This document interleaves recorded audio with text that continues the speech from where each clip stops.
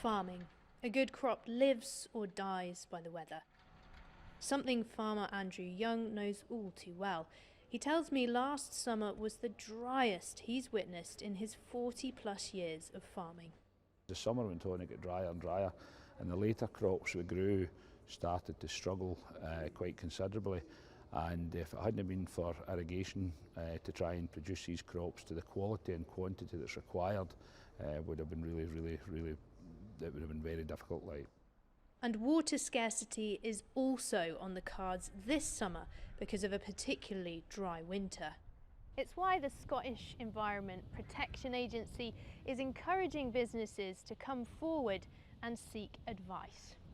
So tell us, Nathan, how does water scarcity affect an environment like this? So water scarcity can affect all parts of Scotland, but where you see rivers like this, you might find if there's water scarcity, you'd have lower levels of water in them, and that means the water would get hotter and it would hold less oxygen for fish and animals, and you start to see plants drying up as well.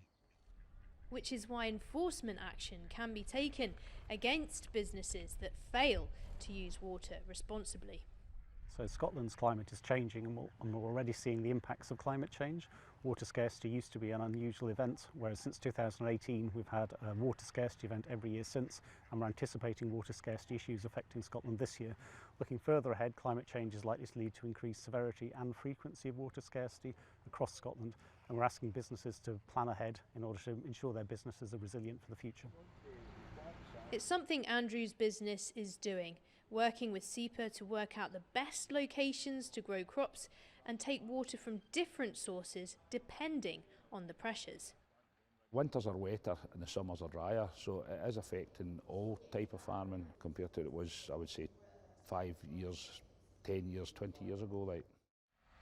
A pattern echoed by scientists and organisations warning us of the challenges we face because of climate change and the need to respond urgently. Harriet Bradshaw, reporting Scotland, Ayrshire.